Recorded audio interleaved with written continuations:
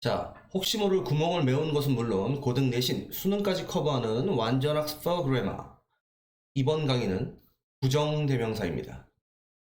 자, 부정대명사 보겠습니다. 일단 여러분들이 용어를 좀 정확하게 아셔야 돼요. 자, 부정대명사에서 이 부정을 여러분들이 not이나 never의 그런 부정어의 개념으로 착각하고 계신 분들도 있으리라고 짐작이 돼요. 그래서 이제 부정이라는 것은 어떤 의미냐면 정해지지 않은 것, 정해지지 않은 것. 정해지지 않았다라는 것은 막연한 것을 가리키는 거겠죠. 그래서 부정대명사라는 것은 딱 집어서 이것, 그것, 저것 이렇게 얘기하는 게 아니라 그냥 막연한 어떤 거 하나를 가리키는 거죠. 그러면 여러분들이 이미 알고 있는 대명사 중에 이 부정대명사와 반대 개념의 대명사가 있어요. 그게 바로 방금 제가 말씀드렸던 이것저것 그것을 가리키는 지시대명사죠. 지시대명사. 그래서 이제 부정대명사는 이 지시대명사라는 것과 부정대명사가 서로 다른 것이다 라는 것을 인식하는 것으로 그 개념을 정확하게 아는 상태로 들어와 주셔야 돼요. 자, 우리가 지시대명사의 대표 주자로 it이라는 게 있다면 부정대명사의 대표 주자로 one이라는 게 있어요. 그래서 이 it인 지시대명사와 one에 해당하는 부정대명사를 구분해봄으로써 우리가 부정대명사의 개념을 한번 잡아볼게요. 자, 전제 조건이 뭐냐? 전제를 자, 내가 차던 시계를 분실했어요. 시계를 잊어먹은 겁니다. 시계를 잊어먹었어요. 그래서 이제 어떻게 얘기하냐? 내가 차던 시계를 잊어먹었어. 자, 내 시계를 찾을 수가 없어. 이렇게 얘기를 한다고 쳐볼게요. 자, 그러면 그 문장을 영작을 하게 되면 I can't find. 그 다음에 문제로 여기에 it을 써야 되냐 아니면 one을 써야 되냐 라고 문제가 나왔다고 쳐볼게요. 자, 그러면 내가 찾을 수 없는 건 당연히 내가 차던 그 시계겠죠. 그러면 막연한 시계 하나가 아닌 내가 차던 그 시계라는 꼭 집어서 얘기하는 지시대명사를 써야 되겠죠. 이 경우에는 정답이 it이 되는 거예요. 이해하셨죠? 자, 근데 내가 한 며칠 찾다가 포기하고 그냥 나 하나 살래 이렇게 얘기를 합니다. 그러면 I will buy it이냐 one이냐 이렇게 문제가 나왔을 때 그러면 여기서는 내가 차고 잃어버린 그 시계를 사는 건 아니겠잖아요. 이 세상에 무수히 많은 시계 중에 그냥 막연한 하나, 그죠? 정해지지 않은 막연한 하나의 시계를 사겠다라고 얘기를 하는 거죠. 그러면 이때는 정답이 one이 되는 겁니다. 이해하셨죠? 이렇게 부정대명사의 개념을 이제 여러분들이 탑재를 한 상태에서 실제 시험에 나오는 부정대명사의 one, the other, one, another, the other, one, the others, some, the others, some others와 같은 이 부정대명사의 그 사용의 패턴이 있습니다. 여기서 이제 관용 표현이라고 정의하는데 사실 관용 표현은 아니에요. 그냥 여러분들이 충분히 이해를 할 수 있어요. 굳이 외울 필요가 없습니다. 우리가 관용 표현은 이제 수거처럼 그냥 받아들이고 외우는 그런 이제 영역으로 이제 알고 있는데 굳이 관용 표현이 아닙니다. 제가 차근차근 설명을 드릴 거고 여러분들이 그거를 알아들으면은 굳이 외우시지 않아서 너무 자연스럽게 받아들일 수 있어요. 자, 한번 읽어볼게요. 정해지지 않은 불특정한 대상을 가리키는 대명사를 부정대명사라고 한다. 부정대명사에는 some, other, all, any, another, each, both 등 다양한 종류가 있다. 자, 여기서 제일 중요한 뭐가 빠져 있어요? 방금 제가 얘기했던 막연한 하나를 가리키는 one도 포함을 시켜줘야 되겠죠. 자, 그러면 제가 지금부터 이 부정대명사들을 사용하는 방법을 가르쳐 드릴게요. 자, 여기에 박스가 하나 있어요. 자, 우리는 이 박스 안에 있는 공을 뽑기를 해야 됩니다. 자, 이 구멍을 통해서 공을 바깥으로 끄집어내야 돼요. 자, 근데 이 박스에는 공이 2개 들어있다는 것을 우리가 이미 알고 있어요. 즉, 공의 개수가 정해져 있는 겁니다. 자, 이 상태에서 우리가 손을 집어넣어서 둘 중에 하나의 공을 뽑는데, 어쨌든 뽑기니까 처음에는 어떤 걸 뽑을지 몰라요. 당연하잖아요. 그러면 내가 예를 들어서 흰색 공을 뽑게 됐어요.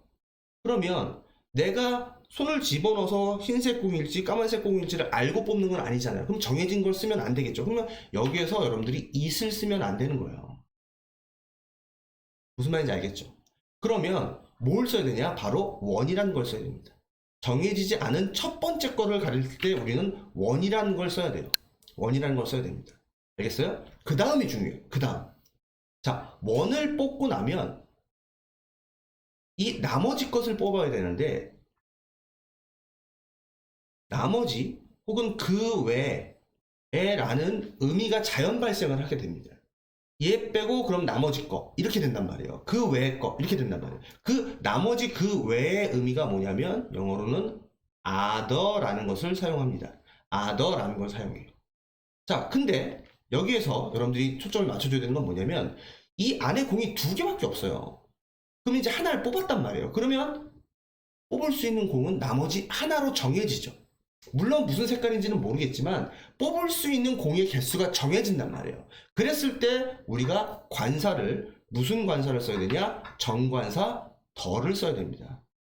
자, 정해질 때 쓰는 관사가 더고, 그 다음에 정해지지 않은 것에 쓰는 관사가 부정관사인 어나 언이잖아요. 그죠? 그래서 원, 디아더가 되는 거예요. 자, 보세요. 정해진 둘 중에 하나는 뭐가 된다? 원이 된다. 그러면 다른 하나는 the other가 된다 라는 게 방금 제가 박스를 통해서 설명을 드린 거예요. 예문을 보시면 here are 2 cards 이렇게 개수를 정해줬어요. 2개로. 그 중에 뭐가 될지 모르겠지만 첫 번째 차는 내 것이 되고, 그 다음은 나머지 하나는, 그리고 나머지 하나는 내 여동생의 차다. 이렇게 원, the other를 쓰면 된다는 거예요. 이해되셨죠? 자, 그러면 두 번째 설명을 드릴게요. 자, 이번에는 역시 박스가 있는데 이번에는 공이 3개 들어있어요. 공이 3개 들어있고 이 구멍을 통해서 뽑아내야 됩니다. 자, 이번에는 개수가 3개로 정해져 있어요. 자, 당연히 내가 3개 공 중에서 어떤 공을 뽑아내게 될지를 모릅니다. 그래서 막연한 첫 번째는 원이 됩니다. 그죠? 그 다음, 이 원을 뽑자마자 어떤 의미가 자연 발생한다? 나머지 그 외라는 의미가 자연 발생을 하기 때문에 두 번째 공도 other를 사용해야 되고, 세 번째 공도 other를 사용해서 표현을 해야 됩니다. 자, 근데 두 번째 공, 자, 하나를 뽑았을 때 2개가 남아요. 그러면 그 2개 중에서 뭘 뽑을지가 결정되어 있어요? 아니면 뭘 뽑을지를 정해져 있지 않아요? 정해져 있지 않죠. 이건 뽑기니까. 그러면 정해져 있지 않을 때 쓰는 관사가 부정관사인 어인데 얘의 발음이 모음이잖아요. 그래서 막연한 두 번째가 another가 되는 것입니다. 자, 그러면 이렇게 두 번째 another를 뽑았어요. 그러면 여기에서와 똑같은 현상이 벌어져요. 자, 2개를 뽑았으니까 이제 3개인 걸 아는 상황에서 어쩔 수 없이 손을 넣게 되면 뽑는 공은 정해지죠. 그랬을 때 우리가 정해진 것에 쓰는 정관사인 the other가 되는 것입니다. 여러분들이 착각하는 사람들이 있어요. the other를 꼭 2개 있을 때 하나는 원이고 나머지는 the other라고 착각하는 사람이 있어요. the other는 마지막 공에 언제나 해당이 되는 거예요. 3개든 4개든 5개든 6개든 마지막 공에 the other를 붙일 수가 있는 겁니다. 이해되셨나요? 자, 그러면 여기를 볼게요. 자, 여기서는 정해진 둘 중이었고, 여기서는 정해진 셋 중이었습니다. 그래서 막연한 첫 번째 one, 막연한 두 번째 another, 그 다음 마지막 거, 셋 중에 세 번째니까 마지막 거, 즉 세 번째 거는 the other가 되는 것입니다. 이해되셨죠? 자, 여기에 세 개의 꽃이 있고 마찬가지로 첫 번째 거, 두 번째 거, 그 다음 마지막 거 이렇게 되는 것입니다. 이해됐나요? 자, 그 다음에는 one, the others를 한번 설명을 해볼게요. 자, 이번에도 박스 안에 3개의 공이 있다라고 가정을 해보겠습니다. 이번에도 똑같이 3개의 공이 있어요. 자, 어떻게 하는 거냐, 이번에는. 자, 막연한 첫 번째를 일단 뽑을게요. 자, 그래서 얘를 막연한 첫 번째니까 1이라고 했어요. 자, 근데 하나씩 뽑기가 귀찮아서, 야, 그냥 이번에는 2개 한꺼번에 다 뽑아야지, 이렇게 해서 2개를 다 뽑는 거예요. 2개를 다 뽑아냅니다. 자, 그러면 제가 아까 말씀드렸죠. 원을 사용한 다음에는 무조건 나머지 그 외의 의미가 발생을 하니까 other를 쓴다고요. 자, 근데 이번에는 2개를 한꺼번에 뽑아요. 그러면 1개, 2개 복수잖아요. 그러니까 여기에 뭐가 붙냐? S가 붙어요. 자, 그 다음 우리는 이미 3개인 걸 아는 상황에서 하나를 뽑아낸 상태에서 나머지 2개가 있다는 걸 알게 되죠. 그러면 나머지 2개의 개수가 정해지기 때문에 정관사인 어를 붙여서 이렇게 the others라는 게 탄생을 하게 되는 거예요. 이 논리입니다. 이 논리. 이해하셨나요? 자, 위로 올라가 볼게요. 자, 정해진 3개의 것 중에서 원은 막연한 첫 번째 하나입니다. 그리고 나 귀찮아 나머지 전부의 의미가 바로 the others가 되는 거예요. 이 표현을 여러분들이 확실하게 인지를 해주셔야 됩니다. 자, 여기에서 예문은 5권의 책이 있대요. 그 중에서 첫 번째 책은 interesting 하대요. 자, 근데 나머지 다는 지루해 라고 표현할 수 있잖아요. 그러면 나머지 다는 4개로 개수가 정해지잖아요. 4개로 정해진단 말이에요. 그러면 5개인지 아는 상황에서 원을 뺀 나머지 4개의 개수가 정해지니까 어를 붙이고요. 그 다음 4개는 복수니까 S가 붙는 것 뿐이라고요. 그래서 디아덜즈라는 말이 탄생을 하게 되는 겁니다. 이해되셨나요? 자, 이번에는 공이 5개 있다라고 전제를 한번 해보겠습니다. 공이 5개 있다.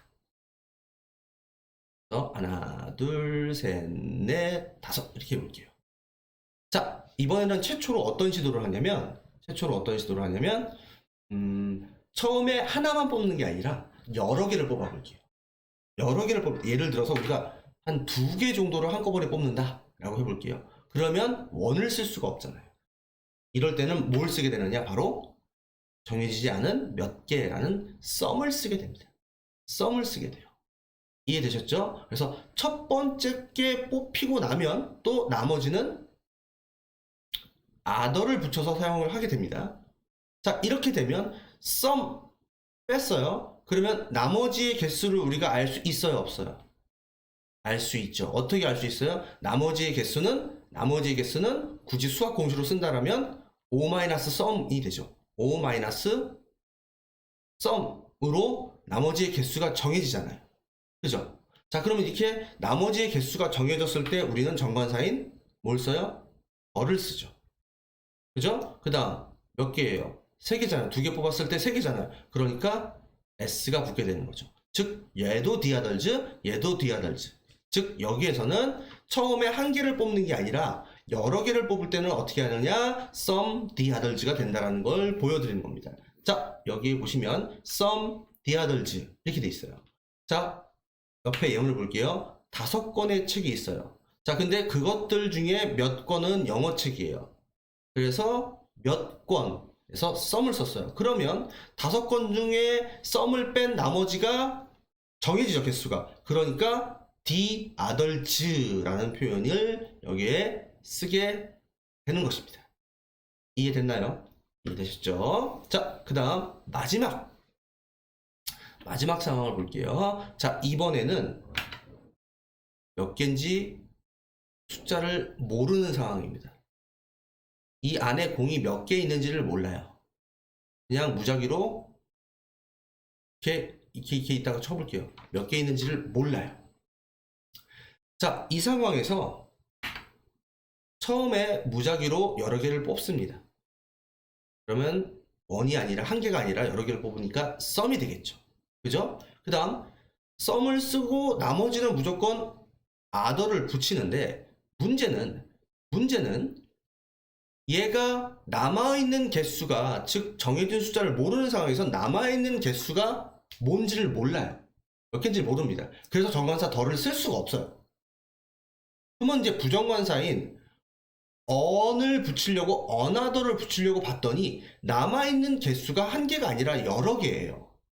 그러니까 이때는 그냥 뭐만 붙여주면 되냐? others, s만 붙여주면 됩니다. 그래서 some others가 되는 거예요. some others는 어떨 때 쓰는 거다? 개수가 정해져 있지 않을 때 쓰는 것이다. 자, 위로 와볼게요. 자, some others는 언제 쓰는 거냐? 자, 형광펜 some others는 언제 쓰는 것이냐? 막연한 다수에서, 막연한 여러 개, 그러니까 여러 개인 건 아는 거야. 막연한 다수에서 쓰는 거예요. 그래서 몇 개인지 모르는 상황에서 그 중에 처음 몇 개는 some, 그리고 나머지는 others. 절대 여기다 덜을 붙이면 안 된다는 거예요. 자, 옆에 있는 예문 중요합니다. 자, there are many animals in my house. 자, 우리 집에 많은 동물들이 있어요. 자, 많은 동물이 있다. 즉, 다수인 건 알지만 몇 개인 거는 모르는 상황이라는 거예요. 그래서 그 중에 몇 마리는 강아지들이고, 그 다음 나머지는 햄스터야 라고 했을 때 adults 라고 여기에 s만 붙여주면 되지 덜을 붙이면 안 된다, 그 얘기입니다. 이해하셨죠? 자, 이 밑에 화살표에 나와 있는 얘기는 지금까지 제가 말씀드린 내용을 그냥 정리한 내용이에요. 그래서 자, 부정대명사, 일단 부정대명사의 정확한 개념, 지시대명사의 반대 개념, 여기에 있는 이 설명을 통해서 개념을 잡으신 다음에 그 다음에 시험에 나오는 원과 others의 라인들, 2개일 때, 3개일 때, 그 다음에 개수가 정해져 있는 여러 개일 때, 그 다음에 처음에 하나를 뽑는 게 아니라 여러 개를 뽑을 때 썸을 사용하는 상황, 그랬을 때 숫자가 정해져 있을 때, 안 정해져 있을 때, 이렇게 나눠서 여러분들 밑에 있는 이 박스를 안 보고 그리면서 스스로 한번 이 박스를 그대로 그려가면서 복습을 한번 해보세요. 이해하셨나요? 자, 부정대명사는 여기까지입니다. 자, 혹시 모를 구멍을 메우는 것은 물론 고등 내신, 수능까지 커버하는 완전 학습 프로그래머, 이번 강의는 접속사 if입니다. 자, 이번에도 역시 개념을 먼저 잡아주고 내용으로 들어올게요. 자, 여러분들 다음 페이지, 옆에 페이지에 있는 공간에 필기를 하면서 자, 수업을 따라와 주십시오. 자, 일단 제가 여러분들한테 말씀드리고 싶은 건 이 접속사 if가 일단 한국말로 2개의 뜻이 있다라는 것을 모르고 있는 학생들도 있어요. 대부분의 학생들은 이 뜻은 압니다. 만약 뭐뭐 라면이라고 하는 우리가 흔히 얘기하는 조건의 의미를 많이들 알고 계세요. 자, 근데 학생들 중에 if가 자, 뭐뭐인지 뭐 하나까지 쓰면 아닌지의 뜻이 있는 우리가 whether라는 접속사와 같은 의미를 지니는 if의 용법이 있다 라는 것을 놓치고 계신 학생들이 많습니다. 그래서 일단 if가 이 2개의 의미를 지니고 있는 접속사이다. 특히 이 두 번째 것을 모르는 학생들이 많으니까 이번 기회에 if를 이 2가지 뜻으로 나눠서 확실하게 인지를 하고 계셔야 됩니다. 자, 그 다음 두 번째. 자, 문법을 조금 공부한 학생들은 if가 만약 뭐뭐라면 일 때는 부사절을 만들어주는 접속사이고 뜻이 뭐뭐인지 아닌지에 해당하는 그런 뜻으로 해석이 된다면 명사절의 접속사다. 이런 얘기를 들어본 학생이 있을 거예요. 자, 그랬을 때 여러분들이 뭐가 부사절이고 뭐가 명사절이지? 그렇게 인지가 되는 학생도 있지만은 이게 무슨 얘기지? 라고 이게 무슨 말인지 이해를 잘 못하는 학생들도 있을 수 있어요. 그래서 제가 그걸 지금 설명드릴 테니까 이번 기회에 우리가 문법 시간이 많이 듣게 되는 야 이거 명사절이잖아 이거 부사절이잖아 이런 말을 좀 알아들을 수 있게끔 확실하게 구멍을 메워주신다라고 생각을 해주십시오. 알겠습니까? 자, 일단 접속사라는 애의 기본적인 성격부터 우리가 아셔야 돼요. 접속사는 말 그대로 뭔가를 접속시켜준다는 것이고 얘가 접속시켜주는 것은 자, 주어 동사를 가진 그러한 절과 절을 서로 이렇게 잘 딱 붙을 수 있도록 본드 같은 애예요. 붙을 수 있도록 이 접속시켜주는 애가 접속사예요. 그게 접속사의 문법적 기능입니다. 자, 근데 이렇게 접속사가 이끄는 절이 뒤에 있잖아요. 이렇게 접속사가 이끄는 절.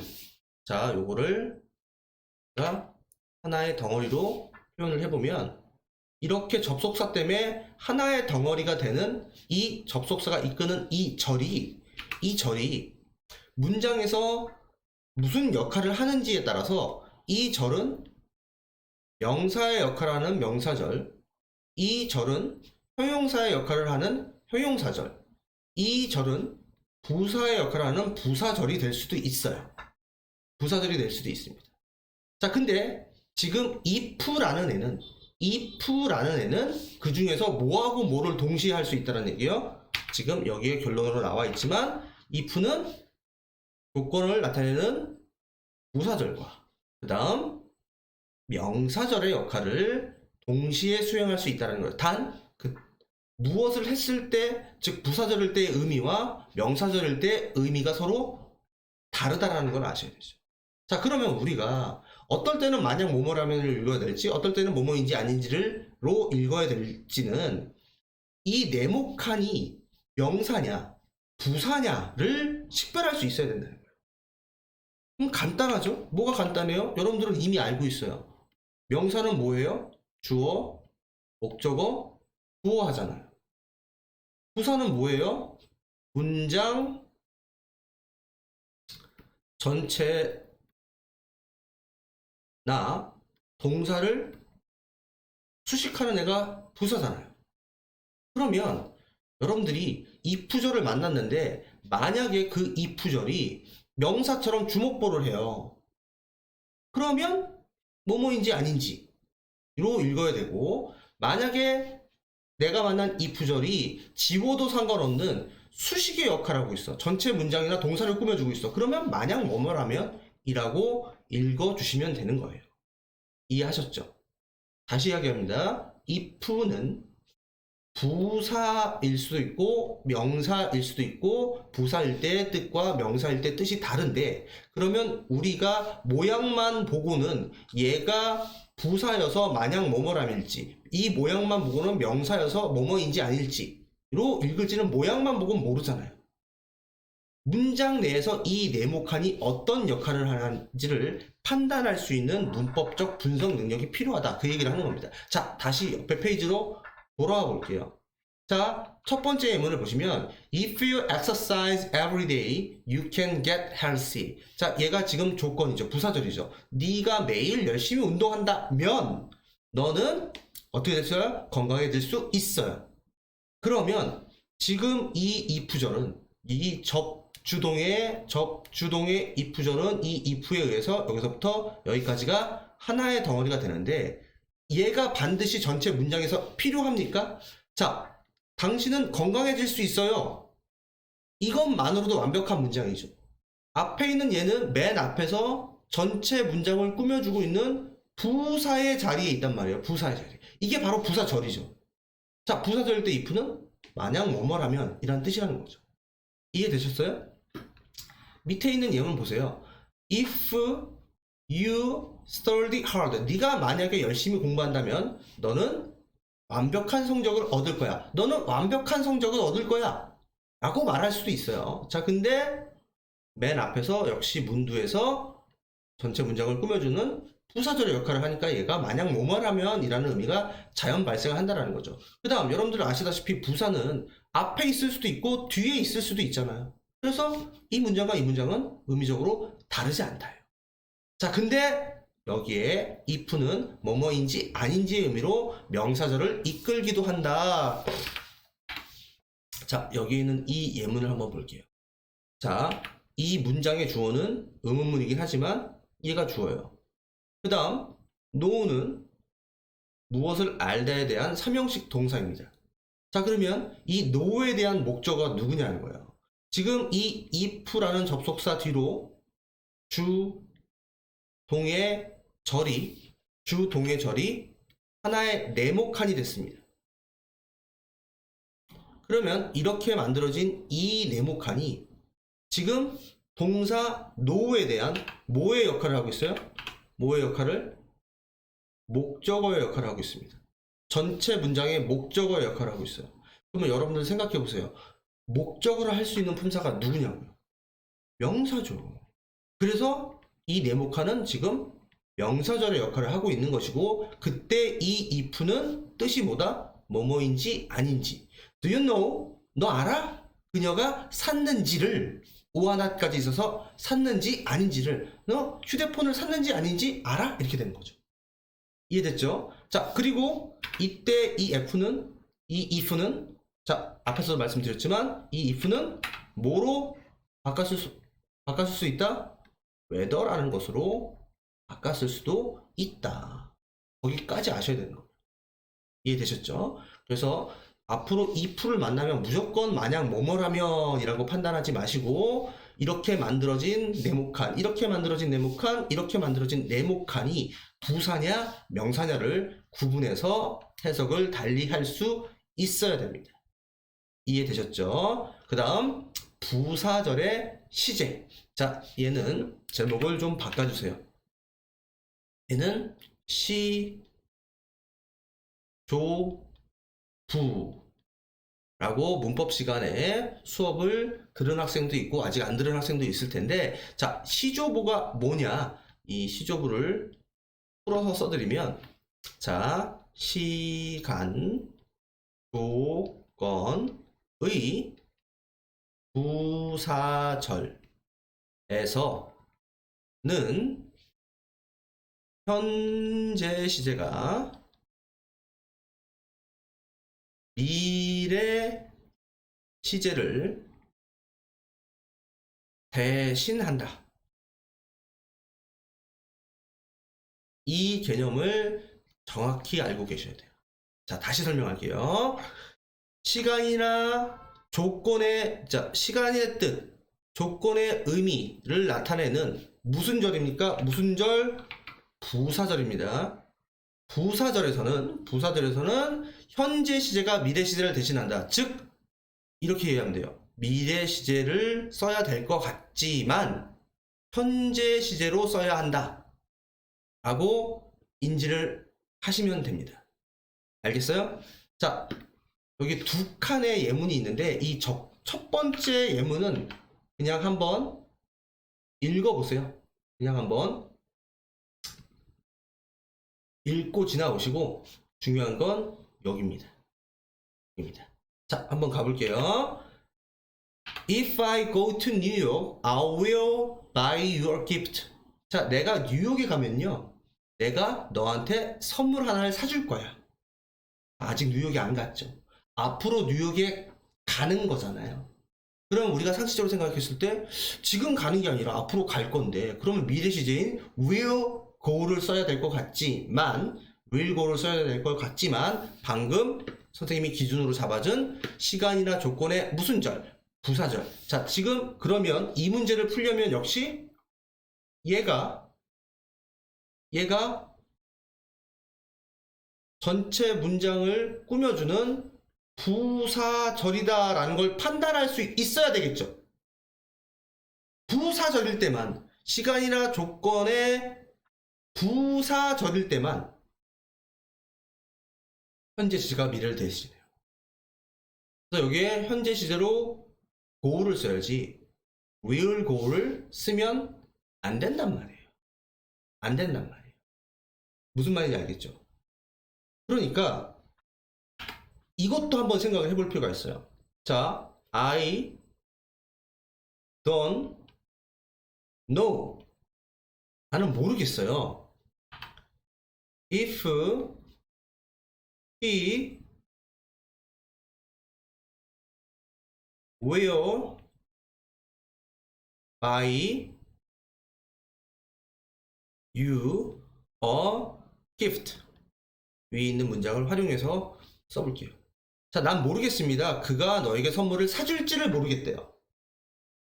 자, 그러면 지금 어떻게 착각하고 있는 학생들이 있을 수 있냐? 야, if 뒤에는 will 쓰면 안 돼. 이런 식으로 단순 암기식으로 공부하는 애들은 이런 문제를 틀리는 거예요. 지금 시조부는 시간이나 조건의 부사절일 때만 미래가 현재를, 그러니까 현재가 미래를 대신해야 되는데, 지금 우리가 앞에서 배웠지만 여기에서 만들어진 이 if절은 부사절이 아니잖아요. 이 노우에 대한 목적어의 역할을 하는 명사절이잖아요. 그러면 여기랑 상관이 없잖아요. 왜? 얘는 지금 부사절일 때만 해당하는 거니까. 그러니까 여기에서는 미래는 미래, 현재는 현재, 과거는 과거를 똑바로 구분해서 써줘야 되는 거죠. 그럼 시험에 얘를 이렇게 현재 시제로 바꿔서 출제했을 때 틀렸어. 이렇게 할 수 있어야 돼요. 얘하고 반대가 되는 상황이죠. 그렇기 때문에 지금 앞에서 했었던 if가 어떤 의미일 때, 그리고 어떤 구조일 때 부사절, 어떤 의미이고 어떤 구조일 때 어떤 역할을 할 때 명사절, 이거를 구별하셔야 된다는 얘기입니다. 무슨 말인지 알겠죠? 자, 그 다음에 시간을 나타내는 접속사. 자, 이미 설명했잖아요. 시간의 부사절, 조건만 그런 게 아니라 시간의 부사절에서도 역시 현재가 미래를 대신한다. 자, 한번 볼게요. He will call her. 자, 그는 그녀에게 전화를 할 건데, 자, 그 전화를 할 시간이 언제냐면 when he leaves the house. 그가 집을 떠날 때예요. 아직 떠난 게 아니라 집을 나가면 전화를 할 거래요. 그러면 우리가 상상했을 때 걔가 떠날 때 전화를 할 거면 앞으로 떠나는 거니까 will leave 이렇게 생각을 할 수 있지만, 방금 배웠던 규칙대로 시조부이기 때문에 시간의 부사절일 때는 절대 미래 시제를 쓰면 안 된다는 거죠. 자, 그 다음 맨 마지막 칸 볼게요. 맨 마지막 칸. 자, 우리가 이거는 거의 단어 암기하듯이 알고 있는 거죠. if 플러스 not은 unless죠. 그래서 얘를 부정어입니다. 얘는 부정어. 자, 이 예문 한번 볼게요. Unless you get up early. 얘를 읽을 때 네가 여러분들이 부정어로 읽어야 돼요. 일찍 일어나지 않으면 늦을 거야. 이렇게. 그래서 얘와 같은 문장이 if 플러스 not 이렇게 되어 있는 거죠. 이해되셨죠? 그래서 여러분들은 여기에서 여기도 인식을 하실 수 있어야 되고, 거꾸로도 인식을 하실 수 있게 연습을 한번 해보시고요. 알겠죠? 자, 접속사 if는 여기까지입니다.